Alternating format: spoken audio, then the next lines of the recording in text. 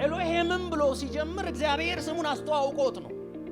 ኤሎሄም የሚለው ስም ምንም ነገር መስራት የሚችል ብርቱ አምላክ ማለት ነው። ብዙሃነት አለው፣ ፕሉራል ነው። ግን ኤሎሄም ማለት ለመጀመሪያ ጊዜ እግዚአብሔር ስሙን ለነብዩ ለሙሴ ሲገልጥለት ሙሴ የጻፈው ኤሎሄምም በመጀመሪያ ሰማይና ምድር ምን አለ ብሎ ነው የጀመረው።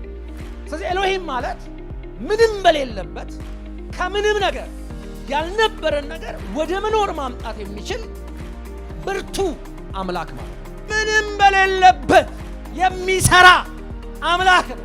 እንደዛ ብሎ ነው ሙሴን ያስተዋወቀው። አሁን የምተርክልህ ታሪክ፣ አሁን የማሳይ የሰራሁት ዩኒቨርሱን በሙሉ ላስተዋውቅህ ነው። ይሄ ሁሉ ግን የተሰራው ምንም ባልነበረበት ዘመን ይሄን እግዚአብሔርን ነው በክርስቶስ ኢየሱስ የተዋወቅ ነው። በአንተ ህይወት ውስጥ ተአምራት ለማድረግ ዛሬም ከዛሬም በኋላ በእናንተ ህይወት ውስጥ በእናንተ አገልግሎት ውስጥ በእናንተ ኑሮ ውስጥ አንዳች ነገር ለመፈጸም እግዚአብሔር ምንም ሳይፈልግ መስራት ይችላል። ምንም ማለት በካፒታልህ ላይ ዲፔንድ አያደርግም እግዚአብሔር። በእውቀትህ ላይ ዲፔንድ አያደርግም እግዚአብሔር። ማውራው ስለ ኤሎሄም ነው።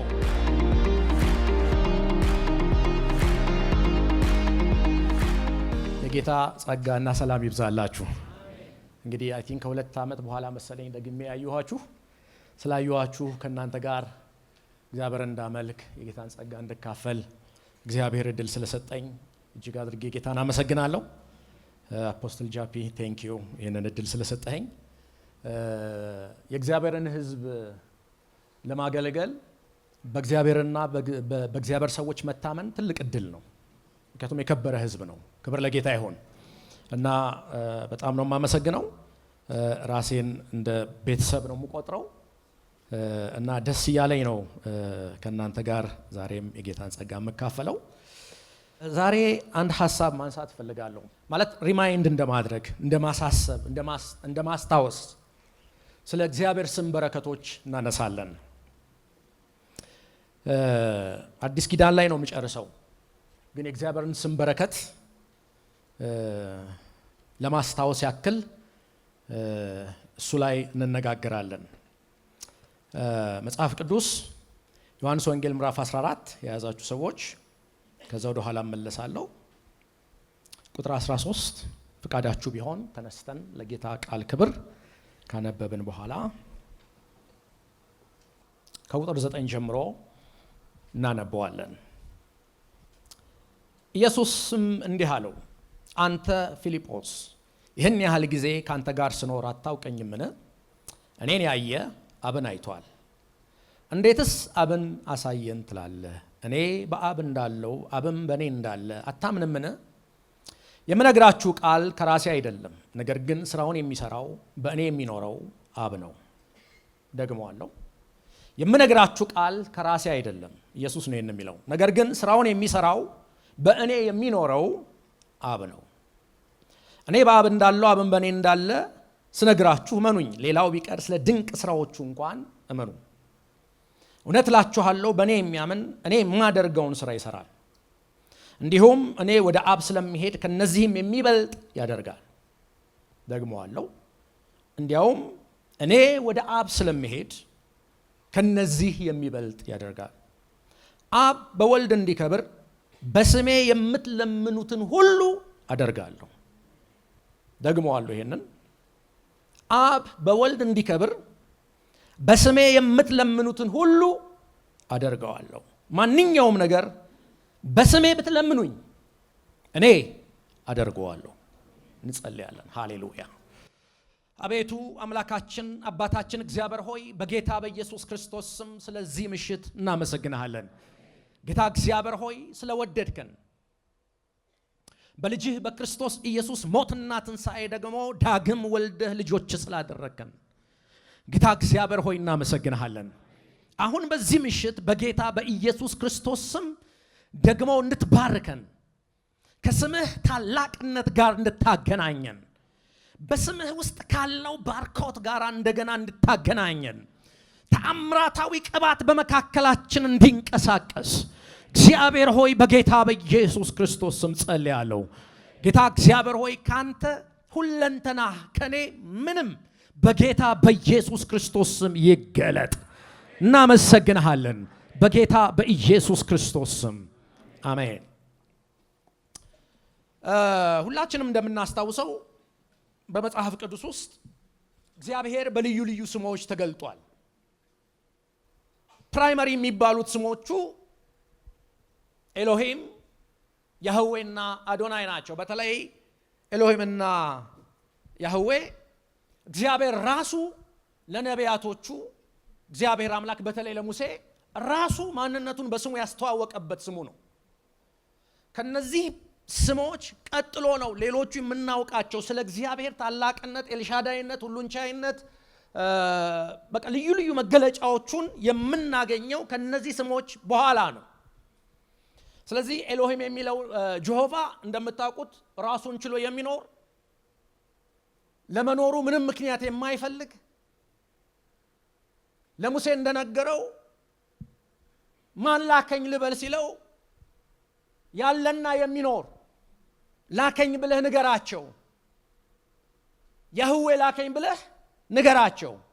በዚህ ያህዌነት ውስጥ እግዚአብሔር ራሱ በሁለንተናው በአቅርቦቱ በፈዋሽነቱ ያህዌ ለሕዝቡ ሊሆን ሊያደርግ ሊሰራ ባለው ነገር ሁሉ በዚህ ማንነት እንደሚገለጥላቸው፣ እንደሚያወጣቸው፣ እንደሚያከብራቸው፣ እንደሚያሻግራቸው፣ ወደ ፍጻሜያቸው እንደሚያደርሳቸው ለሙሴ ስለ ያህዌ ነገረው። የምፈልገው ዋናው ትኩረት ማድረግ የምፈልገው ኤሎሂም ነው። ኤሎሂም የሚለውን ስም በመጀመሪያ የምናገኘው ዘፍጥረት ምዕራፍ 1 ላይ ነው አይደለም? ይሄን መገለጥ ያገኘው ሙሴ ነው። ኤሎሂምም ብሎ ሲጀምር እግዚአብሔር ስሙን አስተዋውቆት ነው። ኤሎሂም የሚለው ስም ምንም ነገር መስራት የሚችል ብርቱ አምላክ ማለት ነው። ብዙሃነት አለው፣ ፕሉራል ነው። ግን ኤሎሂም ማለት ለመጀመሪያ ጊዜ እግዚአብሔር ስሙን ለነብዩ ለሙሴ ሲገልጥለት ሙሴ የጻፈው ኤሎሂምም በመጀመሪያ ሰማይና ምድርን ምን አለ ብሎ ነው የጀመረው። ስለዚህ ኤሎሂም ማለት ምንም በሌለበት ከምንም ነገር ያልነበረን ነገር ወደ መኖር ማምጣት የሚችል ብርቱ አምላክ ማለት ነው። አሜን። ስለዚህ ምንም ከሌለበት ሁላችንም እንደምናውቀው ሰማይና ምድርን እግዚአብሔር አመጣ። ከዛ በኋላ ነው ቅርጽና የሚያስፈልጋትን ነገር እየሞላ ከዛ ሰውን ወደ መፍጠር የመጣው። ስለዚህ እግዚአብሔር በመጀመሪያ ራሱን ያስተዋወቀው ለሙሴ እዚህ ላይ ነው ትኩረት ማድረገው። በደንብ ስሙ። ምንም በሌለበት የሚሰራ አምላክ ነው። ደግሞዋለሁ። ኤሎሂም በሆነ ጉዳይ ላይ ታግዞ ወይም የሆነ ጉዳይ ላይ እያስተካከለ መሄድ ሳይሆን ምንም በሌለበት የሚሰራ አምላክ ነው። እንደዛ ብሎ ነው ሙሴን ያስተዋወቀው። አሁን የምተርክልህ ታሪክ፣ አሁን የማሳይ የሰራሁት ዩኒቨርሱን በሙሉ ላስተዋውቅህ ነው። ይሄ ሁሉ ግን የተሰራው ምንም ባልነበረበት ዘመን የሆነ ነገር ቅርጻ ሲጂ አይደለም ይሄን ያመጣሁት፣ ምንም አልነበረም። ሰው ነው ኤሎሂም ነኝ አለ እግዚአብሔር። ይሄን እግዚአብሔርን ነው በክርስቶስ ኢየሱስ የተዋወቅ ነው። ባንተ ህይወት ውስጥ ተአምራት ለማድረግ ዛሬም ከዛሬም በኋላ በእናንተ ህይወት ውስጥ በእናንተ አገልግሎት ውስጥ በእናንተ ኑሮ ውስጥ አንዳች ነገር ለመፈጸም እግዚአብሔር ምንም ሳይፈልግ መስራት ይችላል። ምንም ማለት በካፒታልህ ላይ ዲፔንድ አያደርግም። እግዚአብሔር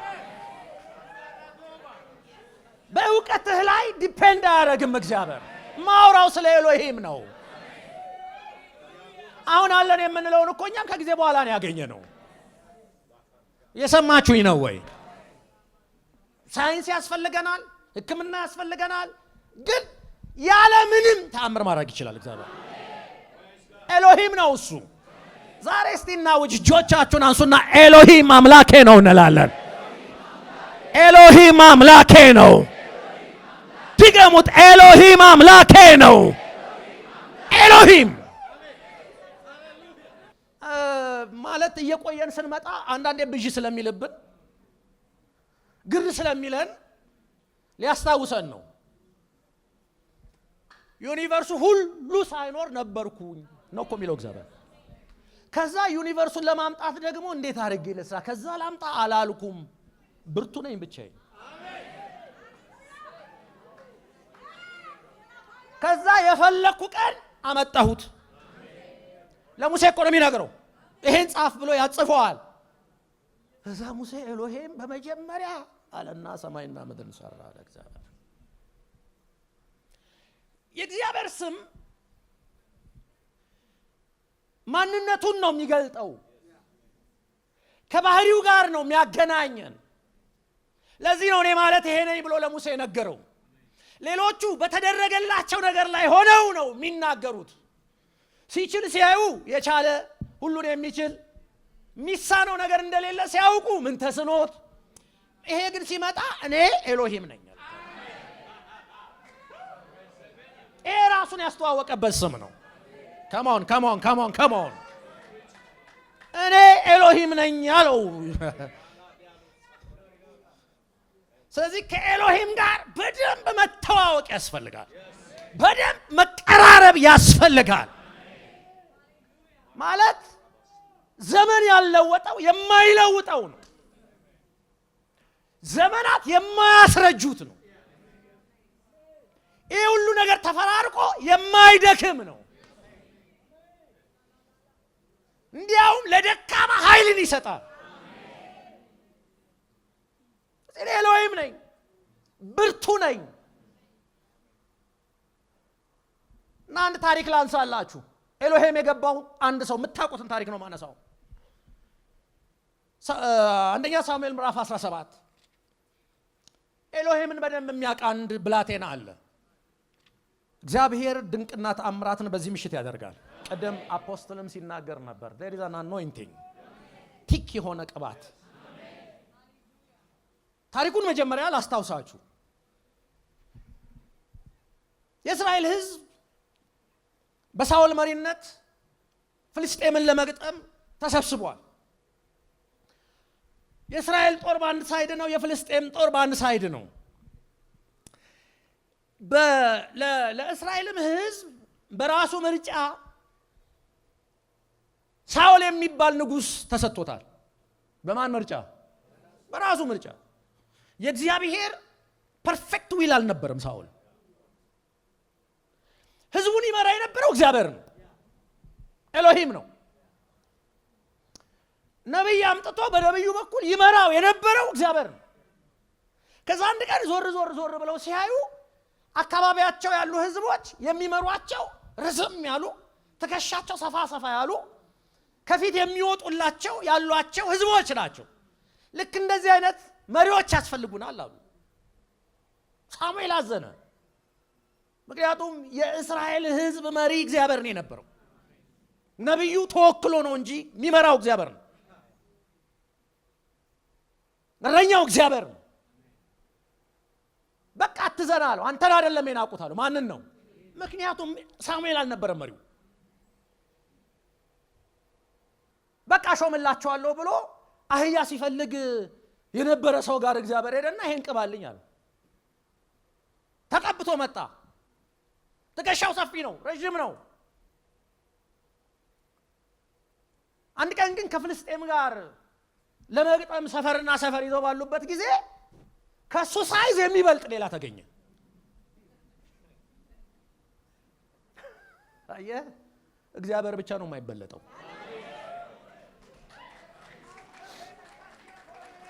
ኤሎሂም ብቻ ነው የማይበለጠው። የማይበለጥ ብቻ ሳይሆን አታወዳድሩ። ማወዳደር ራሱ ኃጢአት ነው። እና የመራ ጦር እያሸነፈ ምናምን የከረመ ሰው ከፍልስጤም መካከል ጎልያድ የሚባል ሌላ ጃይንት መጣ። ድሮም ሳኦል በሳይዝ ብቻ ሳይሆን እግዚአብሔር ከሱ ጋር ስለነበር የሚያሸንፈው። አንድ ቀን የማይገባውን አድርጎ ስለነበረ መንግስቱ ሲቀደድ የእግዚአብሔር መንፈስ ከሳኦል ተወሰደ። ስለዚህ ሳይዝ ያለ እግዚአብሔር ትርጉም የለውም። አሻሻሻሻ ሰምታችሁኛል? ትከሻ ስፋት ያለ እግዚአብሔር ትንሽነት ነው። ትንሽ ሰው ከእግዚአብሔር ጋር እጅግ ታላቅ። ግራ ገባው። አንድ እግዚአብሔር ከሱ ጋር የለም። ሁለት ከሱ የሚበልጥ ሌላ መጥቷል። ያኛው መጣና በዚህ ቁጥር መዋጋት የለብንም አለ። አንድ ምረጡ፣ አንድ ከኔ ጋር ይግጠም፣ ያሸነፈ እንደ ህዝብ አሸናፊ ይሆናል አለ። ስለዚህ እኔ ካሸነፍ ፍልስጤም ሊያሸንፍ፣ ከናንተ መካከል የሚመጣው ካሸነፈኝ እናንተ የምታሸንፉት ሆናላችሁ። አንድ ለአንድ ነው መግጠም አለብን አለ። ማን ይምጣ? ማንም የለም። ሁሉም ፍርሃት ድንጋጤ ውስጥ 40 ቀን በግራ መጋባት ውስጥ ቁጭ አሉ። አንድ ጩጬ ለወንድሞቹ ምግብ አድርስ ተብሎ ተላከ። ጩጬ ያልኩት በአጋጣሚ እንዳይመስላችሁ ሆን ብዬ። ጫካ ውስጥ እረኝነት ይሰራ የነበረ በጎች ይጠብቅ የነበረ አንድ ትንሽ ብላቴና ምግብ አድርስ ተብሎ ሄደ። ለመቀባት እንኳን እነ ሳሙኤል የተሳሳቱበት ሰው ነው። ትንሽ ነው ተቀብቶ። ይገርማችኋል፣ ከዛሬ ጀምሮ ንጉስ ነኝ አላለም። ተመልሶ ወደ ጫካ ነው የገባው። ተቀባ፣ ሄደ። በዚያ ጫካ ውስጥ ድንቅና ተአምራት ያየ የቆየ ሰው ነው። ኤሎሂምን ያየ ሰው ነው። ከኤሎሂም ጋር በደንብ የሚተዋወቅ ሰው ነው። ግን ትንሽ ልጅ ነው። ከዛ መጣ ወንድሙ መጀመሪያ ያገኘው። ምንድነው እየሆነ ያለው አለ። ህዝቡን ተሰብስቦ እባክህ አንድ ጃይንት ፊታችን ቆሞ እያስፈራራ ነው 40 ቀናችን፣ ለሱ የሚመጥን ከመካከላችን ጠፍቷል አለ። እስቲ ቆይ ብሎ ጠጋ ሲል ወንድሙን አገኘው። ምን ታረጋለህ እዚህ? እኔ እኮ ያንተን የልብ ክፋት አውቃለሁ አለ። እግዚአብሔር ደግሞ ሰው ፊትን ያህል እግዚአብሔር ብሎ የቀባው ሰው እግዚአብሔር የሚያየውና ኤልያብ የሚያየው ይለያያል። ስማ አላለውም፣ ዞር አለ ነው የሚለው። አንዳንዶችን ዞር በሏቸው። ሊያውቋችሁ አይችሉም፣ ሊረዷችሁ አይችሉም። አንተን የሚያውቅ እግዚአብሔር ብቻ ነው። ራስህን ለማስረዳት አትሞክር። እኔ እኮ ማለት ኖ ዞር አለ እና ወንድም ነው የሚያስቸግረው። ደግሞ ከወንድም አንዳንዴ ዞር በል ማለት ይሄ አውቃለሁ እኮ ሚልህ ማለት ነው። እኛ እኮ አንታወቅም። ብዙ ዘመን እኮ ሳንታወቅን የኖር ነው። ዲፋይን ሳያደርጉን እንዲህ ናቸው ሲሉ ሌላ ሆነን ስንገኝ አይ አሁን አግኝተነዋል ሲሉን አያገኙንም። እንዲህ ነው ያኖረን ጌታ። ሃሌሉያ። እና አውቃለሁ ሲለው ማብራራት የለበትም። ዞር አለና ሌላ ሰው ጠይቅ፣ ምንድነው እየሆነ ያለው አሉት። በቃ ታሪኩን ነገሩት። በቃ እኔ ጥለዋለሁ አለ። ለምን ስትል ኤሎሄምን ያውቃል። በኋላ ያብራራል እኮ። ከዛ ወሬ ተዛመተና ሳኦል ጋር ደረሰ። አምጡት አለ። መጣ። ሲያየው ልጅ ነው። አንተ ጥለዋለሁ ያልከው አለ። አዎ ታሪክ አለኝ አለ። ማብራራው አለኝ አለ። እዛ ጫካ ሆኜ አባቶቼን በግ ስጠብቅ አንበሳ ይመጣና በግ ይዞብኝ ይሄዳል አለ። ይዞበት እኮ ነው የሚሄደው። ተከታትዬ ይላል ማለት በርቀት ጦር አይወረውርም ዳዊት። በድንጋይ አያስጥልም፣ በጦር አያስጥልም። ተከታትዬ ሄጄ አንበሳውን መንጋጋ አላቀቄ በጎቼን አስጥላለሁ አለ። በደንብ ስሙኝ። ለምን እንደዚህ እንዳለ እኮ ያብራራዋላችሁ ነው። ድብ ይመጣ ይወስድብኛል አይደል? ተከታትዬ ሄጄ መንጋጋውን አላቀቄ በጎቼን አስጥላለሁ አለ። ምን እያለ እንደሆነ ታውቃላችሁ? ያለ መሳሪያ ነው በጎቼን የምታደገው። ይሄን የሚያደርገው ማን መሰለህ? ኤሎሂም ብቻ ነው። ኤሎሂም ብቻ ነው ይሄን የሚያደርገው።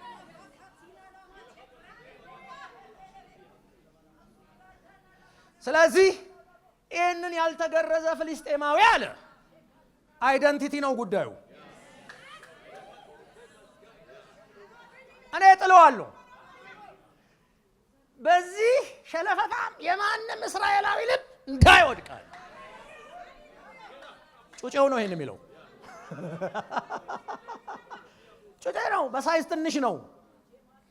በቃ እንግዲህ እንዲህ ካልክ ሞክር አለና ሳኦል ልብስ አውልቆ ሰጠው። ሞከረና አይሆነኝም አለ። ጽሑፉን ስታነቡት ምን ይላል መሰላችሁ? ያልተለማመድኩትን ነገር አላደረግም አለ። የኔ ልምምድ ሌላ ነው። ይሄ ኤክስፒሪየንስ የለኝም። ሳኦል ንጉሥ መስሎ ተቀምጦ ነው የሚንቀሳቀሰው።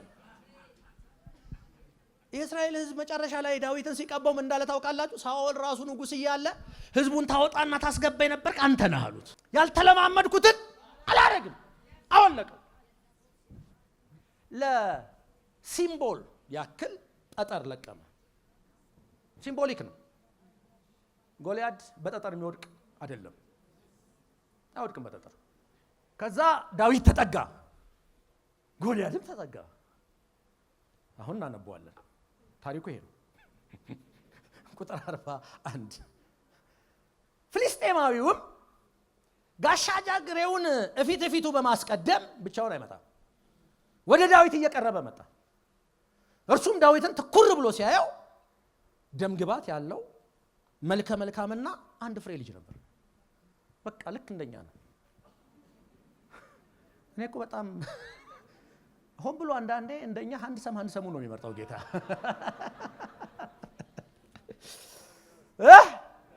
ሆን ብሎ እኮ ነው። ደግሞ የቤት ልጅ ምናምን የሚያስብሉ ሲመጡ ግን ታሪክ የሚሰሩ ሰዎች ነው። ከዛ አየው፣ ነገሩ በማየት አይደል?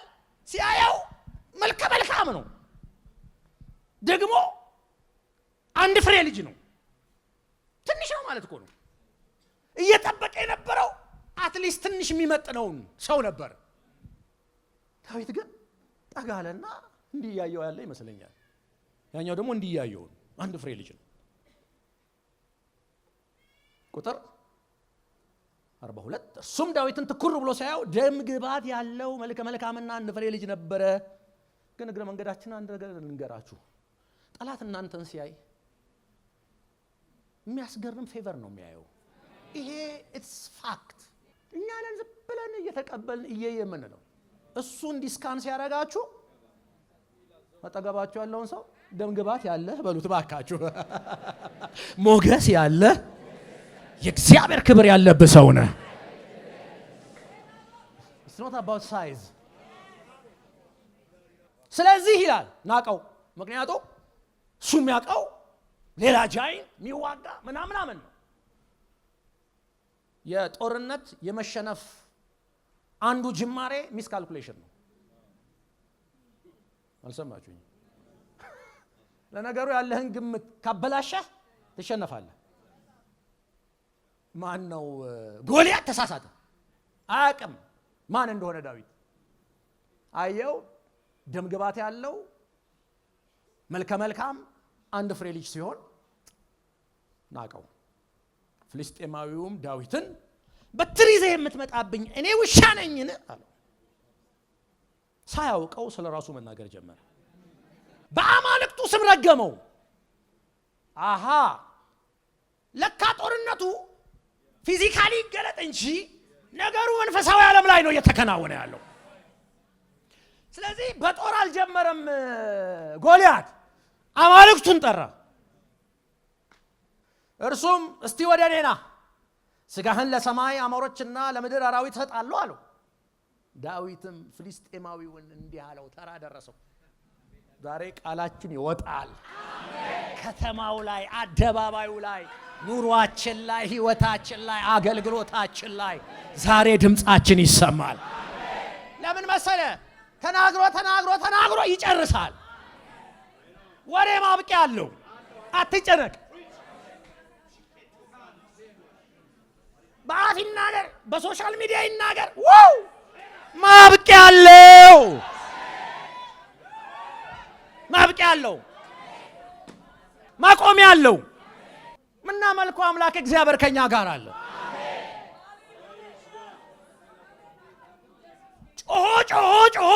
አንድ ቀን የሆነ ቦታ ይቆማል። ጠላት እንደዛ ነው ስራው። አስጨረሰው ዳዊት አስጨርሷል አንድ ጊዜ። ከዛ ተራችሁ ሲደርስ የምትሉት ነገር አለ። መልስ አትሰጣጡ። መጨረሱን ስታረጋግጡ የምትሉት ነገር አለ። ዳዊትም ቁጥር 45 ፍልስጤማዊውን እንዲህ አለው፣ አንተ ሰይፍ ጦርና ጭሬ ይዘህ ትመጣብኛለህ። መሳሪያ አለው፣ ሰይፍ አለው። በቃ በዛ ዘመን የነበረ የውጊያ መሳሪያ ይዟል። እኔ ግን አንተ በተገዳደርከው የእስራኤል አምላክ በሆነው ሁሉም በሚችል በእግዚአብሔር ስም የተጠቀመው ምንድነው ታውቃላችሁ? ኤሎሂም ነው ያለው። በኤሎሂም ነው የምመጣው አለ። አንተ መሳሪያ ይዘሃል። አንተ ሐሳብህን ለማስፈጸሚያ የምትጠቀምበት ነገር አለ። እኔ እጅ ላይ የለም፣ ግን በኤሎሂም ስም መጣለሁ አለ። ለምንድነው ኤሎሂም በክብሩ ያስፈለገው? ከመሆን ዋው! እግዚአብሔር ዛሬ አንተን በእጅ አሳልፎ ይሰጣል። እኔ መትቼ ጥለሃለሁ፣ ራስህንም ቆርጠዋለሁ። በዚህ ዕለት የፍልስጤማውያን ሰራዊት ሬሳ ለሰማይ አሞሮችና ለምድር አራዊት እሰጣለሁ። ዓለምም ሁሉ በእስራኤል ዘንድ አምላክ መኖሩን ያውቃል። አሁን ትንቢታችሁን ልነግራችሁ ነው፣ ስሙ። እዚህ የተሰበሰቡትም ሁሉ እግዚአብሔር የሚያድነው በሰይፍ ወይም በጦር እንዳልሆነ ይታወቃል አለ። ኤሎሂም ሲያድን በሰይፍና በጦር አይደለም አለ ዳዊት። ቆሙ ኤላሻካታ ዋው ሬሳላ ራባ ሼካራ ባሳታ ወላ ራባ ባባ ሼካራ ባሳካራ ባሳካራባያ ሃሌሉያ ሃሌሉያ ሃሌሉያ። ቀኝ እጃችሁን አንሱ። ሃሌሉያ። አልጨረስኩም። ቀኝ እጃችሁን አንሱ። ሃሌሉያ ሃሌሉያ። እግዚአብሔር አምላክ በሉ። ኤሎሂም ያለ ሰይፍና ያለ ጦር እንደሚያድነኝ ዓለም ሁሉ ያውቅ ዘንድ እግዚአብሔር ስለኔ ይዋጋል።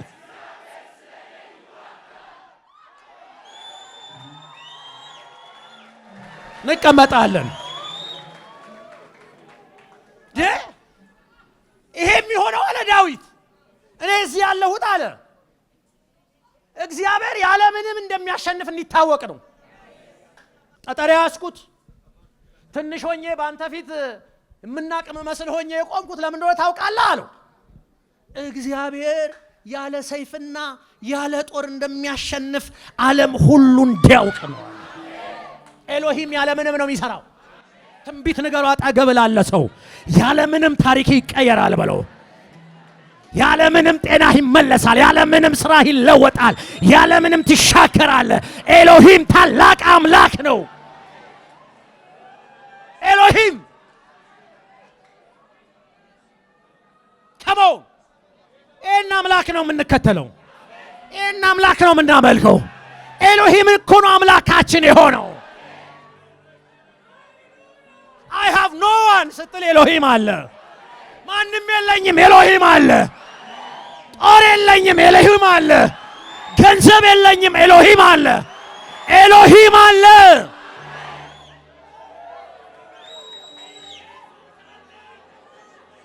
Come on.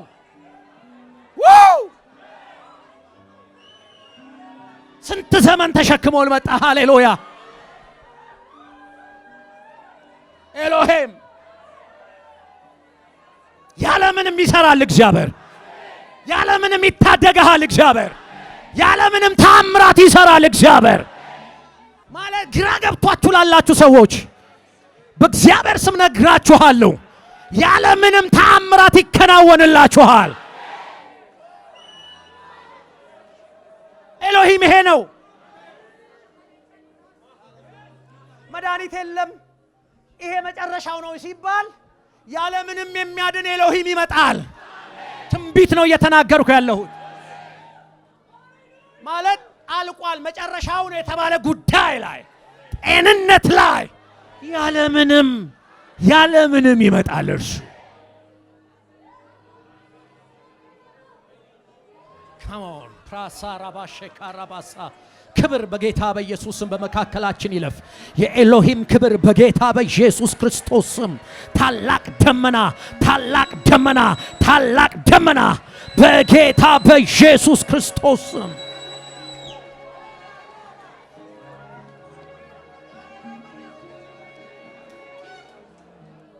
ጌታ ኢየሱስ ስሙ ለዘላለም የተባረከ ይሁን። ዳዊት ይሄን እየተናገረ ኤሎሂም ከጎልያድ ጀርባ የቆመ ይመስለኛል እስኪጨርስ ዳዊት። ከዛ ከጨረሰ ሰልፉ የእግዚአብሔር ነው አለውና እንዲያሽከርክሮ ሲለቀው አይ ቲንክ እንትንም ለብሶ ነበር መሰለኝ ክፍተት ጠብቆ ፈልጎ ግንባሩን መታው። ግንባሩን የተመታ ሰው መውደቅ ያለበት ወደ ኋላ ነው፣ የወደቀው ወደፊት ነው። ኤሎሂም ከኋላ ነበር።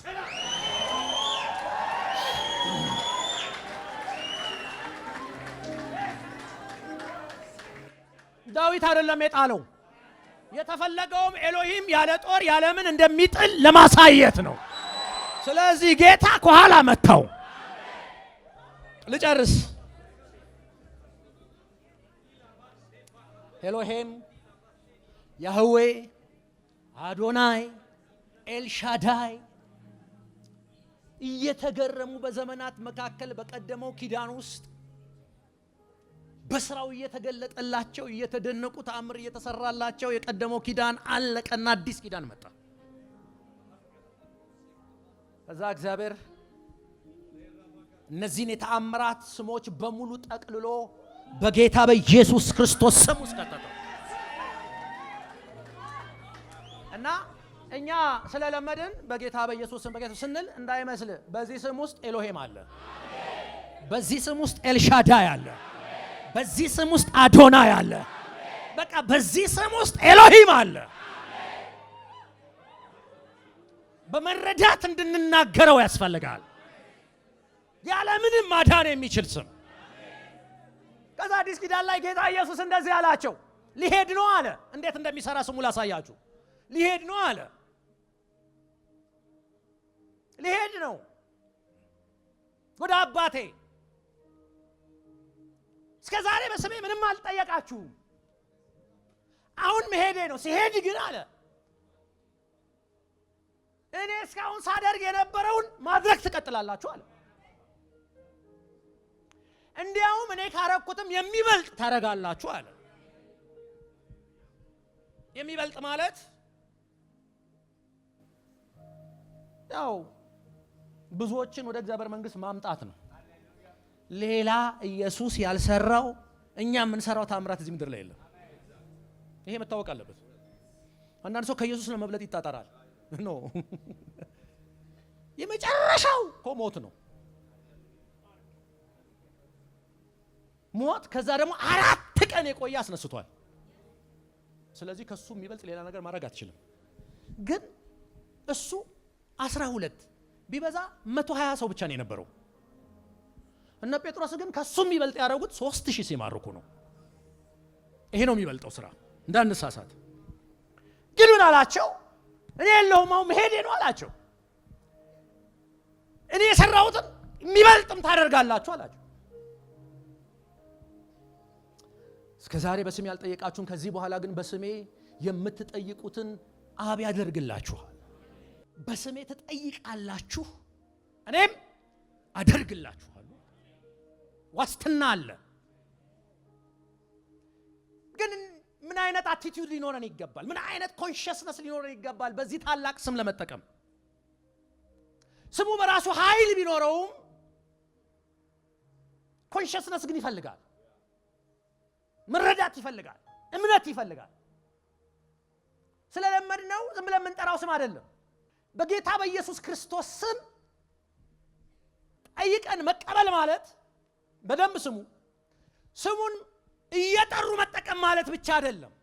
እንዲያውም እሱ አይደለም ብዬ ማለት እችላለሁ። ኢየሱስ እያለ ያለው እንዴ ነው? በስሜ ሲል ሁለንተና የአብ ምክንያቱም የእግዚአብሔር ሙላት በክርስቶስ እንደሆነ ይነግረናል።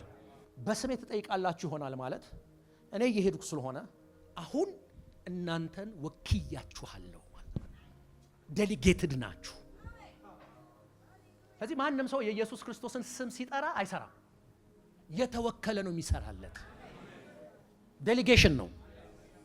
እኔ የለሁም አላ ሊሄድ ነው። እኔ ከሄድኩ በኋላ ግን በስሜ ሲል ዴሊጌት ስላደረኳችሁ። ከረጅም ዓመት በፊት አንድ በጣም ወደው ወዳጅ አለኝና እዚህ ስለማልኖር ሁሉን አይነት ውክልና ፈረምኩለትና ልናስ ምንድነው ብቻ ለማስጸደቅ ነው whatever ይሄ ውክልና የሚሰጥበት ቦታ ይዞን ገባን። ከዛ አይቶ እንዴ ሁሉንም እኮ ነው የሰጠው አለኝ። አዎ በጣም ስለማምነውና ስለምወደው በአንተ ስም እኮ ሁሉን ነው የሚያደርገው አለኝ። አዎ ኢየሱስ ከዚህ በላይ አምኖናል።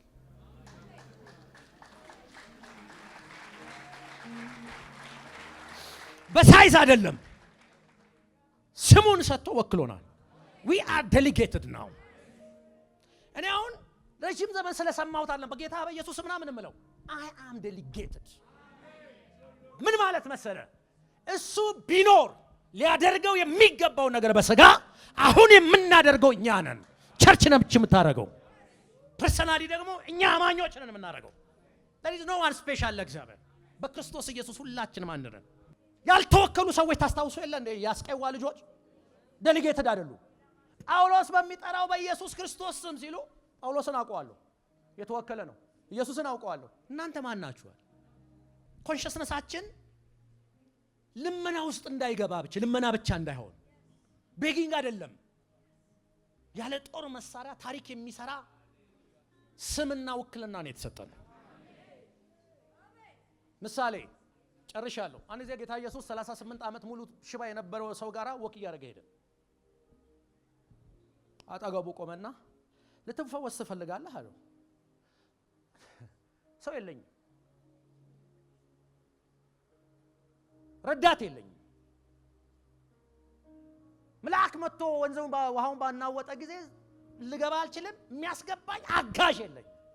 ኤሎሂም ቆሟል። እስቲ ባካችሁ ተሸከሙትና እኔ ያለው አይዟችሁ ውሃው እስከተቱት አላለም። ያለ ምንም ረዳት ይሰራል።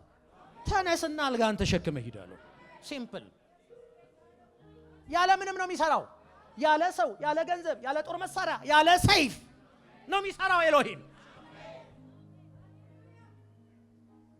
ሰውየው አልጋውን ተሸክሞ ሄደ። በቃ ኢየሱስ ይሄን ያደርግ የነበረው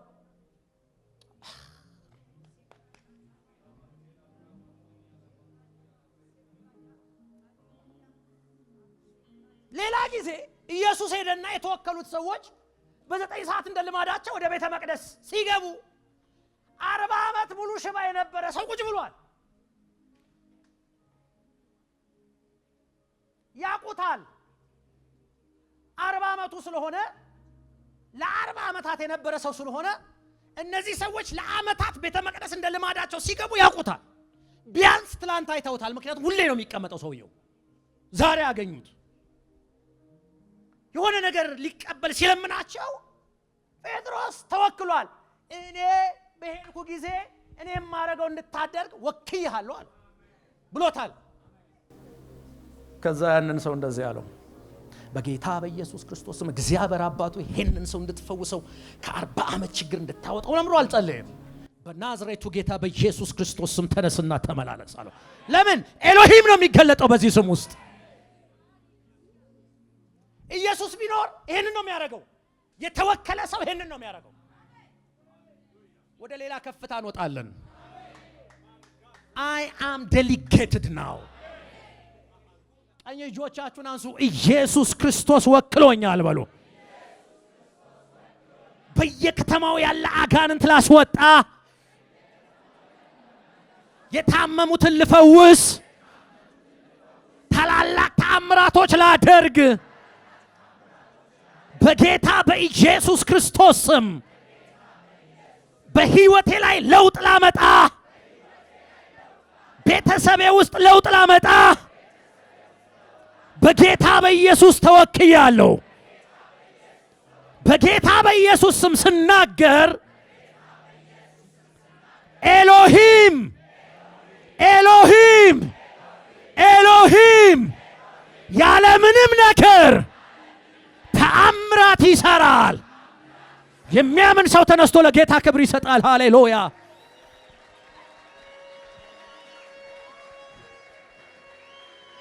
Come on.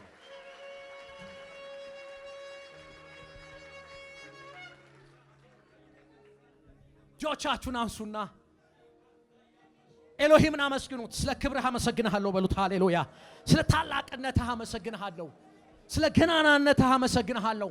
እነ ዳዊት ስሙን ባርኩ፣ ስሙን አክብሩ ምናምን የሚሉት ወደው እንዳይመስላችሁ ስለሚያውቁት ነው። ሃሌሉያ ሃሌሉያ ሃሌሉያ። ውክልናችን ገብቶን ስንንቀሳቀስ ኤሎሂም ያለምንም ተአምራት ይሰራል። ወይሳ ፓርላ ጄኒያ ኮናቪያማ ሳካታ መጠራቱን ያወቀ ትውልድ ነው። በጌታ በኢየሱስ ስም የእግዚአብሔር ቅባት ይውደቅባቸው። የተቀበለውን የሚያውቅ ትውልድ፣ መወከሉን የሚያውቅ ትውልድ፣ አብ በወልድ እንዲከብር በኢየሱስ ክርስቶስ ስም ተአምራት ለመስራት የተጠራ ትውልድ። ሁለት እጆቻችሁን አንሱ። ኤሎሂም የሚገለጥበት ቅባት በእናንተ ላይ ይሆን። ኤሎሂም የሚገለጥበት ቅባት በእናንተ ላይ ይሆን። የኢየሱስ ስም ክብር በእናንተ ይገለጥ።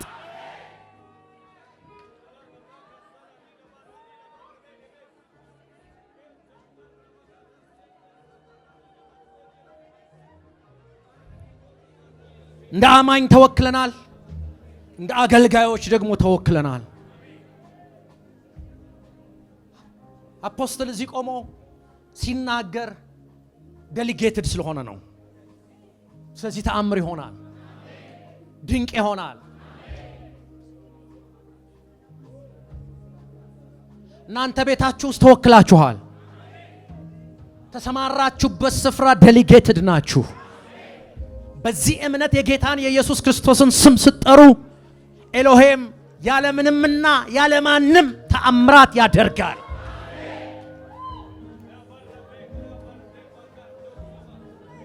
በዚህ የእምነት መንፈስ ውስጥ ከሆናችሁ ቀኝ እጆቻችሁን አንሱና በታላቅ ድምፅ 3 ጊዜ ከዚህ ቤት ስትወጡ የሚያስገርም ክብር ይከተላችኋል። ተከትሏችሁ የሚወጣው ክብር በደረሳችሁበት የሚሰራው ታላቅ ነገር አለ። ለስሜታችሁ አይደለም የምናገረው፣ በመንፈስ ስለምረዳ ነው። ስለዚህ በታላቅ ድምፅ ኤሎሂም ብላችሁ 7 ጊዜ ኤሎሂም ትላላችሁ። እኔ አሜን እያልኩ ቆጥራለሁ። ቀኝ እጆቻችሁን አንሱ። በታላቅ ድምፅ ኤሎሂም በሉ። ሃሌሉያ አሜን። እንቀጥላለን። አሜን አሜን አሜን አሜን አሜን። ታላቅ ጭብጨባ እናደርጋለን። ሃሌሉያ። በሐዋርያ ብስራት ብዙአየን የተጻፈውና በቅርቡ የተመረቀው ልሳን የተሰኘው አዲስ መጽሐፍ በገበያ ላይ ዋለ። ውድ የሆነውን የመንፈስ ቅዱስ ስጦታ ልሳን በመጽሐፍ ቅዱስ ምን አንድምታ እንዳለው የሚገልጠውን ይህን መጽሐፍ እንዲያነቡና እንዲጠቀሙ እንጋብዛለን። መጽሐፉን በኢማና መጽሐፍት መደብር ጌቱ ኮሜርሻል 1ኛ ፎቅ ላይ ያገኙታል። በተጨማሪም ማከፋፈል የምትፈልጉ በ0940 50 00 00 ላይ ደውለው ማግኘት ይችላሉ።